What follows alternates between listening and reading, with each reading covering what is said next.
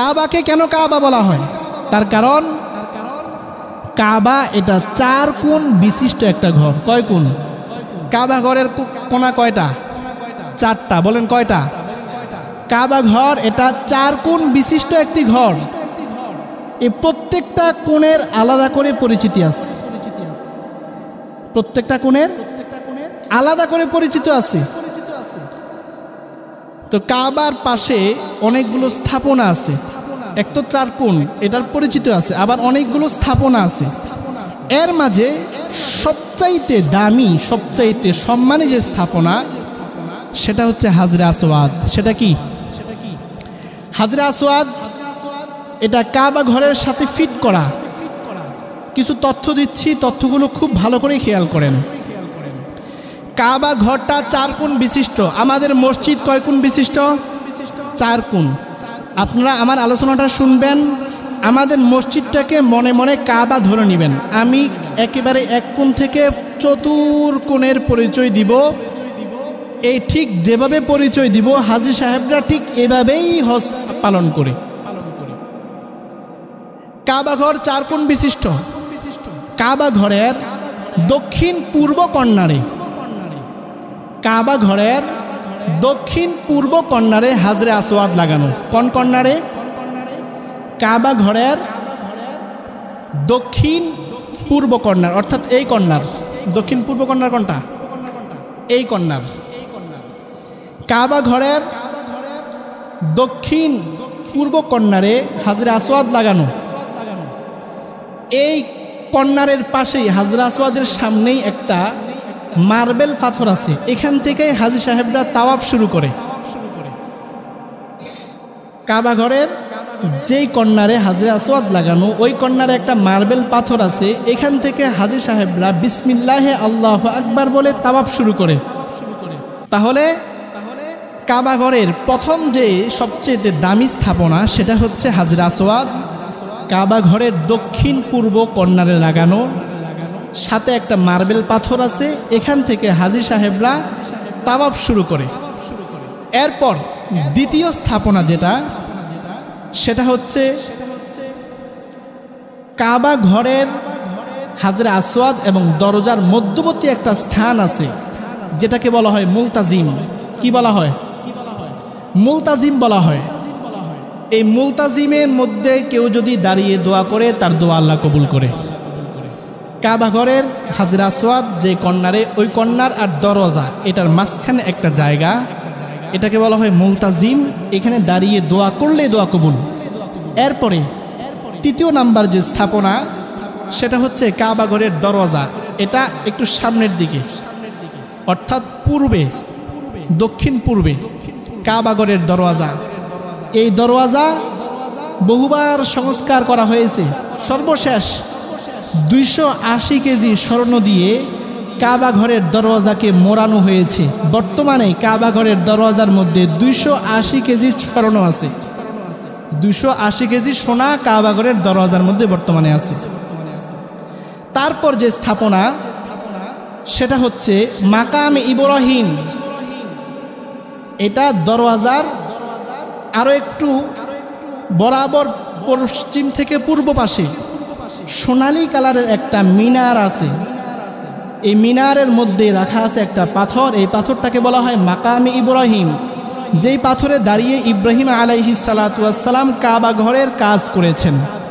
এই পাথরটা জান্নাতি পাথর, মাকামে ইব্রাহিম।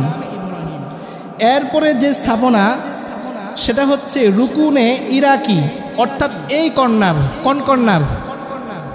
উত্তর পূর্ব কর্নার। এটাকে বলা হয় রুকুনে ইরাকি। তার কারণ হচ্ছে এই কর্নারের দিকেই হচ্ছে ইরাক। রাষ্ট্রের নাম কি? ইরাক। এটাকে বলা হয় রুকুনে ইরাকি। তারপর যে স্থাপনা সেটা হচ্ছে হাতিমে কাবা। এই কর্নারের পরে গোল করে একটা দেয়াল দেওয়া আছে, কোমর সম পরিমাণ দেয়াল। এটা কাবা ঘরের একটা অংশ। কুরাইশরা যখন কাবা ঘর নির্মাণ করতেছিলেন, টাকার সংকটের কারণে পুরোপুরি দেয়াল তুলতে পারে নাই, অর্ধেকটা তুলেছে। এটা কাবারই মূল অংশ। এটাকে বলে হাতিমে কাবা। এটা কোন পাশে? উত্তর পাশে। কোন পাশে? এটা উত্তর পাশে হাতিমে কাবা, এটা মূল কাবার একটা অংশ। এরপরে যে স্থাপনা সেটা হচ্ছে মিজাবে রহমত। মিজাবে রহমত হচ্ছে কাবাগরের ছাদ থেকে পানি পড়ে যেই নালা দিয়ে, সেটা উত্তর কর্নারে, উত্তর দিকে একেবারে উপরে, হাতিমে কাবার উপরে মিজাবে রহমত বলা হয়। এটা স্বর্ণ দ্বারা বানানো, এখান দিয়ে বৃষ্টির পানিটা পড়ে, এটাকে বলা হয় মিজাবে রহমত। এরপরে যে স্থাপনা তাকে বলা হয় রুকনে শাম, অর্থাৎ এই কর্নার। কোন কর্নার বুঝতেছেন আলোচনা? এই কর্নার,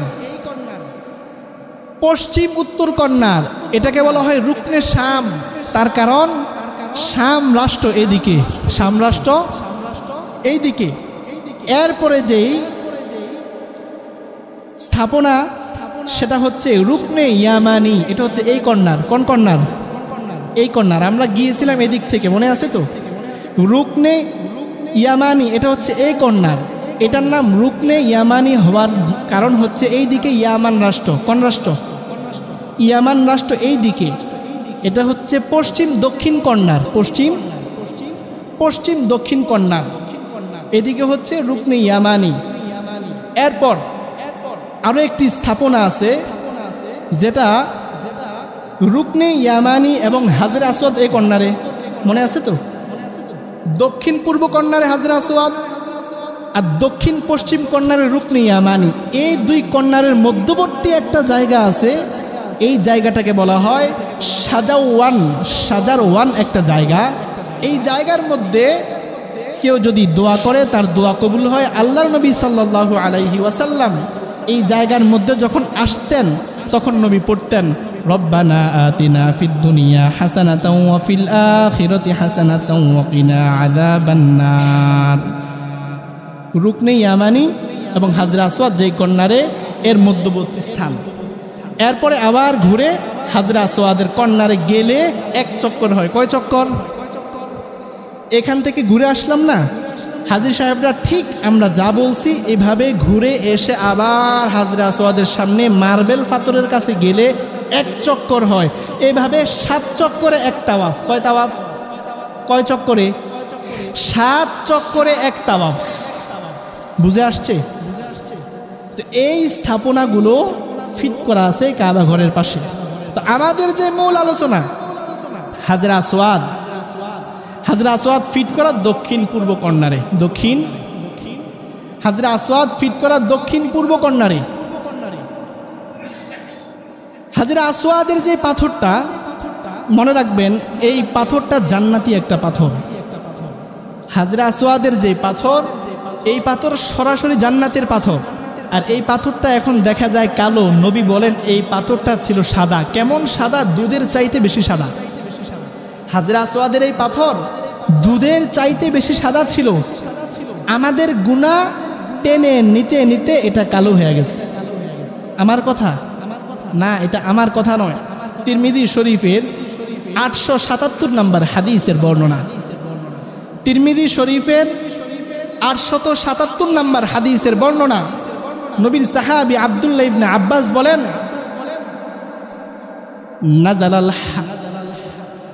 নাজালাল হাজরুল আসওয়াদু মিনাল জান্নাতি। হাজরে আসওয়াদ এটা জান্নাতের একটা পাথর। নাজালাল হাজারুল আসওয়াদু মিনাল জান্নাতি। হাজরে আসওয়াদ এটা জান্নাত থেকে অবতীর্ণ হয়েছে। এটা জান্নাতি একটা পাথর, আল্লাহর নবী বলেছেন ওহুয়া আসাদ্দু বায়াদান মিনাল লাবান।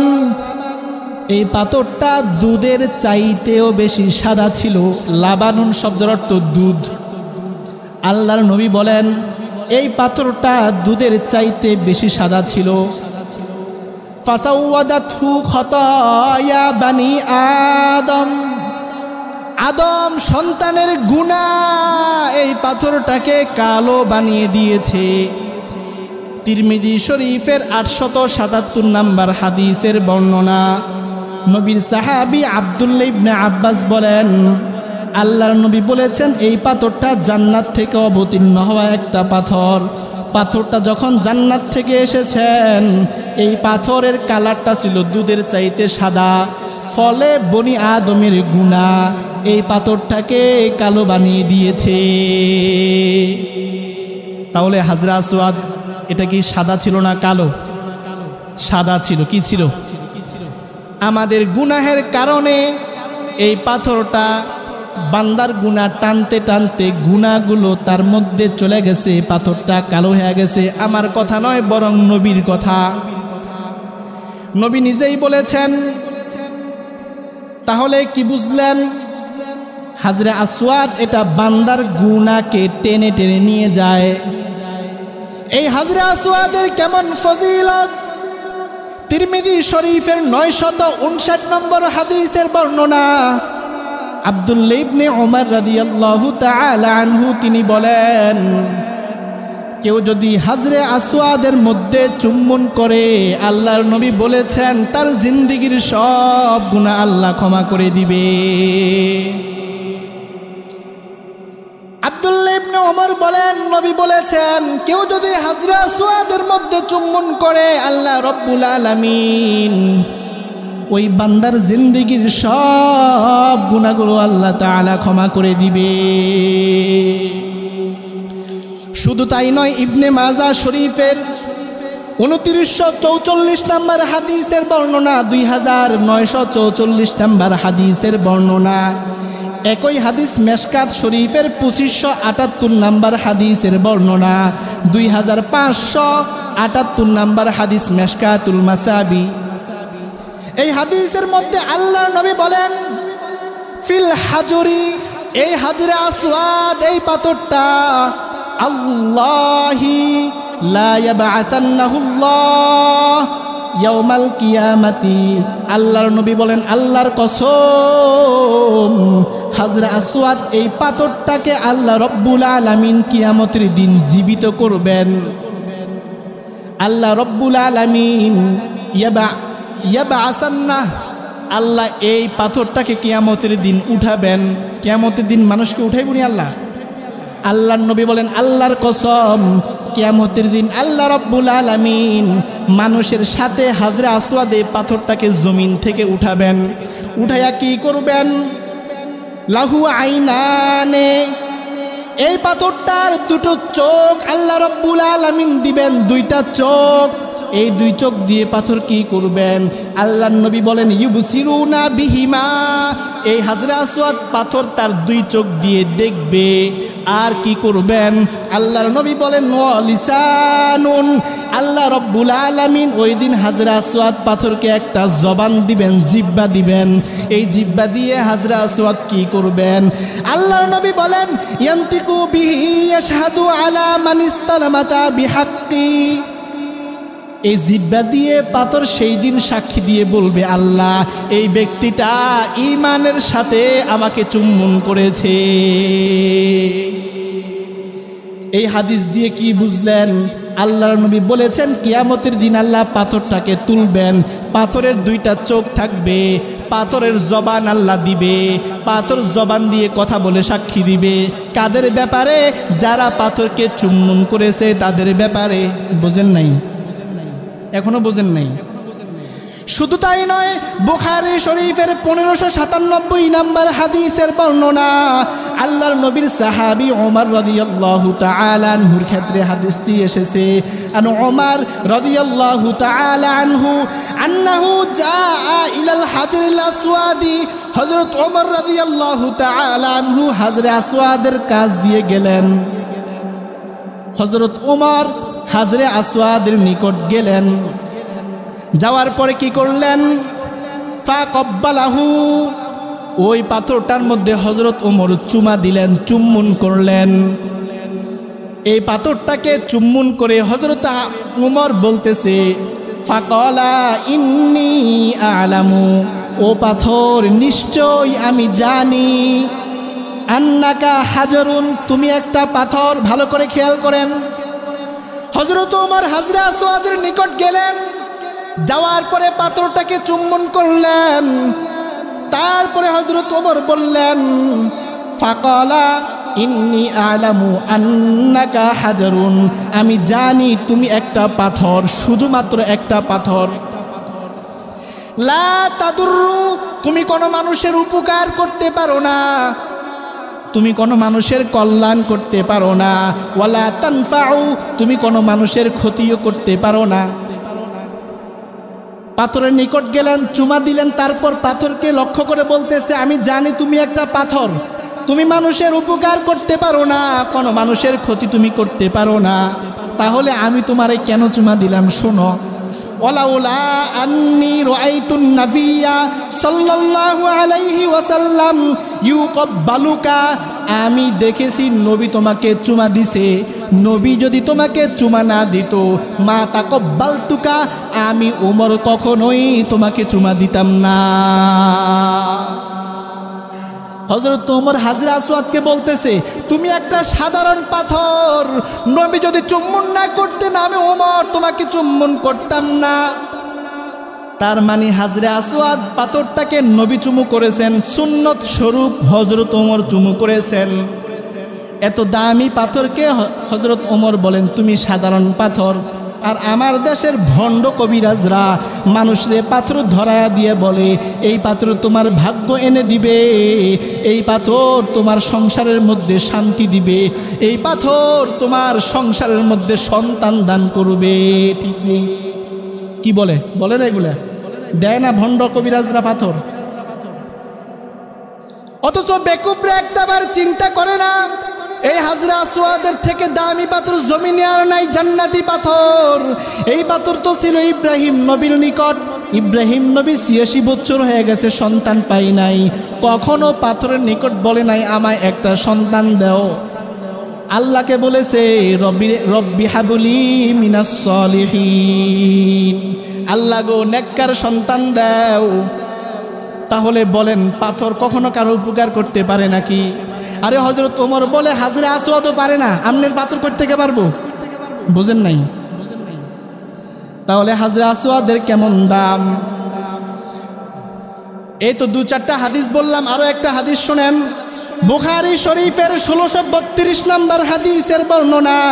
আব্দুল্লাহ ইবনে আব্বাস বলেন, আন্না রাসূলুল্লাহি সাল্লাল্লাহু আলাইহি ওয়াসাল্লাম তাফা বিল বাইতি ওয়া হুয়া আলা বাঈরিন, কুল্লামা আতা আলা রুকনি আশারা ইলাইহি বিশাইইন ফি ইয়াদি। হযরত আব্দুল্লাহ ইবনে আব্বাস বলেন, আল্লাহর নবী হজের মৌসুমে তাওয়াফ করতেছিলেন ওটের উপরে সাওয়ার হয়ে। ভালো করে খেয়াল করেন এই হাদিসটা। হযরত ওমর বলেন, বুখারী শরীফের ১৬৩২ নম্বর হাদিস, আল্লাহর নবী ওটের উপরে সাওয়ার হয়ে তাওয়াফ করতেছেন। যখন নবী হাজরে আসওয়াদের সামনে আসলেন, লাঠিটা বের করে হাজরে আসওয়াদের দিকে আল্লাহর নবী লাঠিটাকে ফিরালেন, লাঠির মধ্যে নবী চুম্বন করলেন, আর লাঠিটাকে হাজরে আসওয়াদের দিকে ফিরালেন, ইঙ্গিত করে হাজরে আসওয়াদকে আল্লাহর নবী চুমা দিলেন। কি করে? ডাইরেক্ট সরাসরি না লাঠি দিয়ে? লাঠি দিয়ে ইঙ্গিত করে নবী হাজরে আসওয়াদকে চুমু দিয়েছেন। এখন আমাদের প্রশ্ন জাগে, নবী কেন লাঠি দিয়ে চুমু দিলেন? নবী যদি বলতো যে ও সাহাবীরা আমি হাজরে আসওয়াদকে চুমু দিব, আপনার কি মনে হয় সাহাবীরা ভিড় করত নাকি সাইড দিত? নবী যদি বলতো একটু সরো আমি চুমু দিব, কোন সাহাবী কি দাঁড়ায় থাকতো? আপনারা কি করতেন? নবী যদি বলতো আমি একটু এদিকে যাব, তোমরা সাইড দাও, দাঁড়ায় থাকতেন? তো সাহাবীরা কি দাঁড়ায় থাকতো? নবী কেন ওটের উপরে বসে লাঠি দিয়ে চুম্বন দিলেন, কাছে কেন গেলেন না? এর জবাব আম্মাজান আয়েশা নবীর স্ত্রী দিয়েছেন।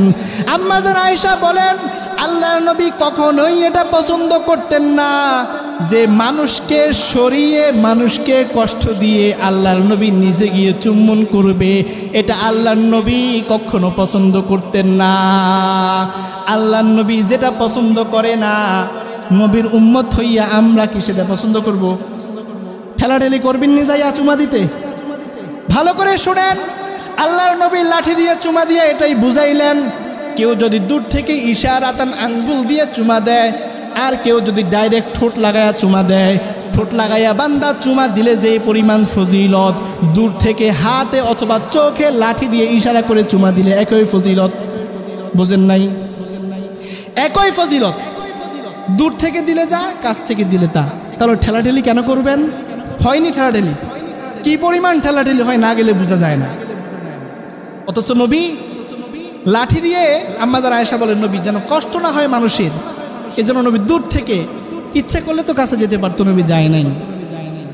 তাহলে এই হাজরে আসওয়াদের গুরুত্ব কেমন, কম না বেশি? সব গুনাহ মাফ। দূর থেকে ইশারায় চুমা দিছে। ইশারায় চুমা দেওয়া যায়নি?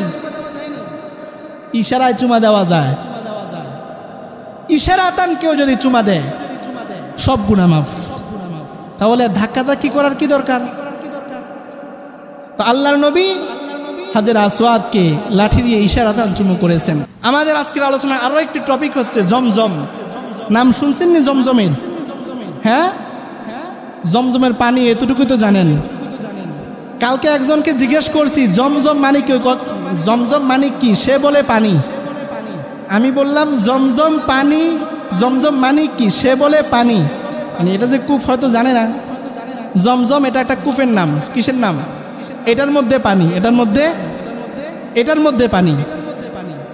জমজম এটা সাধারণ কোনো কূপ না, অসাধারণ একটি কূপ।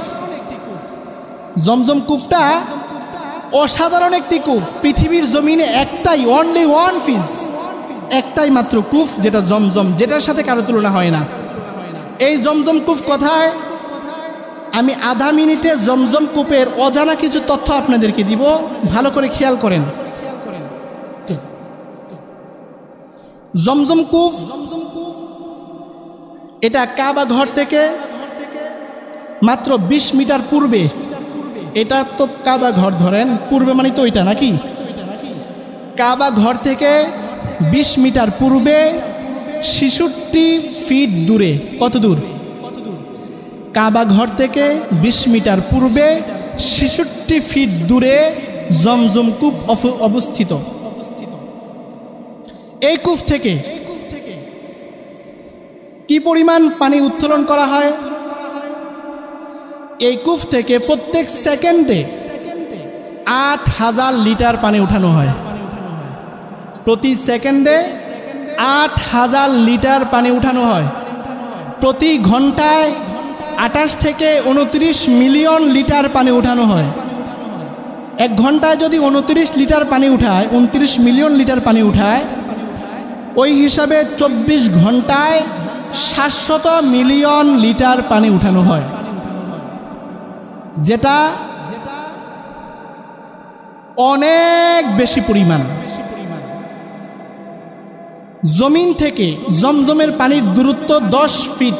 কত ফিট? জোরে বলেন, কত ফিট? আমাদের দেশে একটা কূপ খনন করতে 1000 ফিট নিচে যাওয়া লাগে।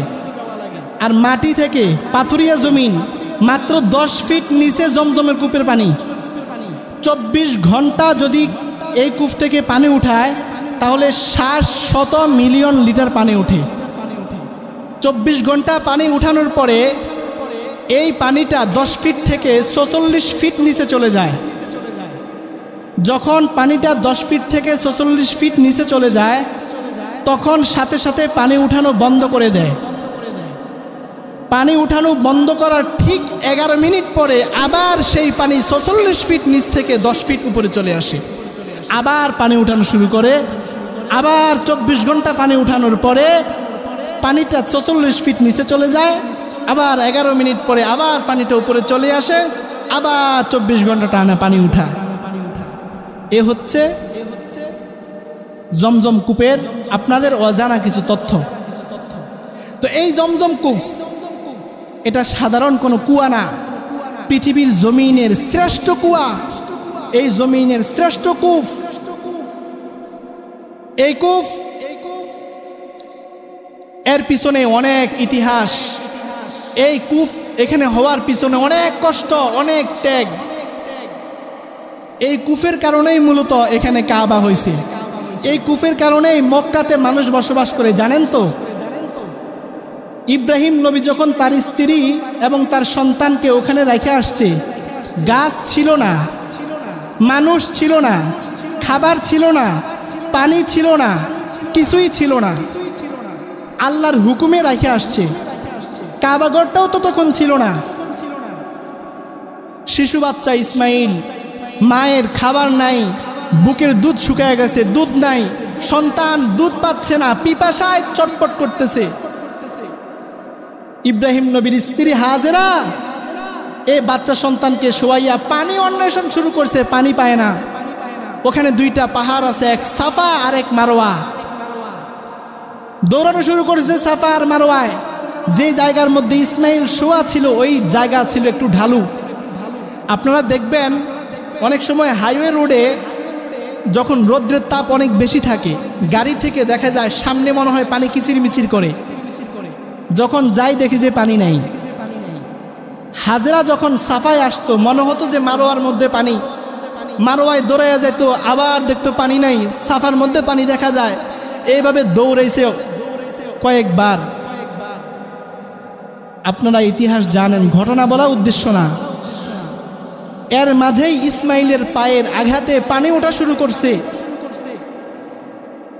কি পরিমাণ কষ্ট করছে বলেন, সাফা মারোয়া দৌড়াদৌড়ি করছে।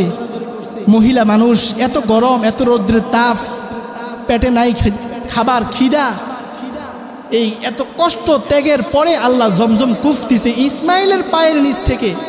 যখন পানি ওঠা শুরু করছে, হাজেরা দৌড়ে আসছে, হিব্রু ভাষায় বলেছে জমজম, থাম থাম। জমজম এই শব্দটা হিব্রু ভাষা, বলেছে জমজম, থাম থাম। উনি বেড়া দিয়ে দিছে, ব্র্যাকেট দিয়ে দিছে, পানিটা থেমে গেছে। এই যে উনি হিব্রু ভাষায় থাম থাম বলেছে, জমজম বলেছে, তখন থেকে এই কুফের নাম হয়ে গেছে জমজম কুফ। তাহলে এই কুফ যদি না হতো এখানে বসবাস হতো? এই কুফ হওয়ার পরে কি হলো? তাদের পানির ব্যবস্থা হয়ে গেল, পানি খাওয়া শুরু করলো। ফলে কি হলো? এখানে মানুষ বসবাস করা শুরু করছে, গাছ গাছালি হওয়া শুরু করছে, ফলমূল হওয়া শুরু করছে। ইব্রাহিম নবী আল্লাহর দরবারে দোয়া করছে, আল্লাহ দোয়া কবুল করছে। ফলে বাপ বেটা মিলে এখানেই কাবাঘর নির্মাণ করেছে। তাহলে সর্বপ্রথম এখানে মানুষ আসার মূল কারণ হচ্ছে এই কুফ। মূল কারণ জমজম কুফ, এটা মূল কারণ। তো এই কুফের পিছনে আছে বহু কষ্ট, বহু ত্যাগ। কেমন ত্যাগ? বাবা তার নবজাত শিশু, যে শিশুকে, যে সন্তানটা পাইছে ৮৬ বছর পরে, বিয়ে করছে ৮৬ বছর, কোনো সন্তান নাই। বোঝেন কিছু? আমরা তো ২ বছর ৩ বছর বিয়ে করছে, সন্তান হয় না, নৈরাশ। ইব্রাহিম নবী ৮৬ বছর হয়ে গেছে, সন্তান পায় নাই। একটা সন্তান পাইছে ৮৬ বছর পরে, আল্লাহ বলে নিয়ে রাখে আসো মরুভূমিতে। কই ইব্রাহিম নবীর বাড়ি আর কই মক্কা? কি পরিমাণ ত্যাগ করছে, কি পরিমাণ কষ্ট স্বীকার করছে তার মা, ইসমাইলের মা, কি পরিমাণ কষ্ট স্বীকার করছে ইসমাইলের বাবা। এমনি এমনি এই কুফ হয় নাই। তো এই কুফের অনেক ফজিলত। এই কুফের পানি সাধারণ কোনো পানি না। আল্লাহর নবীকে প্রশ্ন করা হলে আল্লাহর নবী বলেন, সাহাবায়ে কেরাম প্রশ্ন করছে, ইয়া রাসূলুল্লাহ, জমজম কুফের এই লাইনটা আসছে কোত্থেকে? আজ বর্তমানে ৫,০০০ বছর, তো নবী মারা গেছে ১,৫০০ বছর আগে, তখন ৩,৫০০ বছর। বুঝেন নাই? সাহাবীরা জিজ্ঞেস করছে, ইয়া রাসূলুল্লাহ, ৩,৫০০ বছর হয়ে গেল, পানি বন্ধ হয় না, এটা লাইন কোত্থেকে আসছে? নবী বলেন, এই কূপের লাইন ডাইরেক্ট হাউজে কাউসারের সাথে সম্পৃক্ত। এত আসতে বলেন সুবহানাল্লাহ। ডাইরেক্ট হাউজে কাউসারের সাথে সম্পৃক্ত। ৫,০০০ বছর হয়ে গেছে আজকের দিন পর্যন্ত ১ মিনিটের জন্য এই কূপের পানি বন্ধ হয় নাই। একটা সময় তো বাংলাদেশের হাজী সাহেবরা হজে গেলে, হজ থেকে আসার পরে আমাদের নিকট কিচ্ছা বলতো, জমজম কূপের পানি খাইয়ে আসছে, এমন বলতো না? তখন কি কেউ আনতো? আনার সুযোগ নাই মিয়া, শুধু খাইয়ে আসতো আর আইসা এখানে গল্প মারত। কিন্তু এখন সময়ের ব্যবধানে লক্ষ লক্ষ হাজী সাহেবরা হজে যায়, প্রত্যেকে একটা একটা প্যাকেট দিয়ে দেয়। সারা দুনিয়ায় সাপ্লাই দিচ্ছে জমজম কূপের পানি। প্রতিদিন ৬০ মিলিয়ন লিটার উঠতেছে।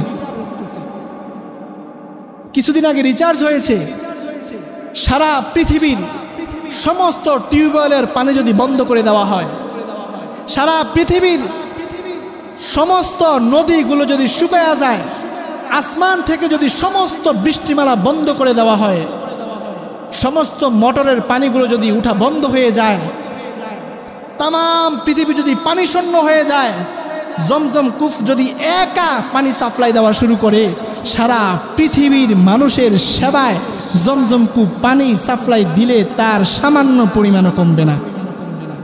সুবহানাল্লাহ। নাই কেমন কূপ এটা? সাধারণ কোনো কূপ না। এই কূপের পানির ব্যাপারে বহু হাদিস আছে। এই কূপের পানি তার নাই কোনো গ্রান, নাই কোনো রং, এতটাই বরকতি, খাইলে অসুস্থ মানুষ সুস্থ হয়ে যায়, পেটে খিদা, খাইলে খিদা নিবারণ হয়ে যায়। হাজী সাহেবরা যারা যায় তারা এগুলা বোঝে। আপনারা যারা জান নাই, আপনাদেরকে বোঝানোর জন্য নবীর হাদিস ছাড়া বিকল্প কিছু নাই। তাহলে একটা হাদিস শোনেন। নবীর সাহাবী আবু যর গফারি রাদিয়াল্লাহু তাআলা আনহু, তিনি ইসলাম গ্রহণ করার আগে আল্লাহর নবীর নিকট আসলেন। আল্লাহর নবী তাকে বললেন, তুমি কে? তিনি বলেন, আমি গফার গোত্রের একজন লোক, আমার নাম আবু যর। তো এতদিন কোথায় ছিলা? আবু যর আল্লাহর নবীকে বলে, আমি এতদিন মক্কায় ছিলাম। কয়দিন ছিলা? 30 দিন। ওখানে খাইছো কি? আবু যর গফারি আল্লাহর নবীকে বলতেছে, ওখানে জমজম ছাড়া গত 30 দিন আমি কিচ্ছু খাই নাই, শুধু জমজমের পানি খাইছি। বলে, পানি খায় কি থাকা যায়?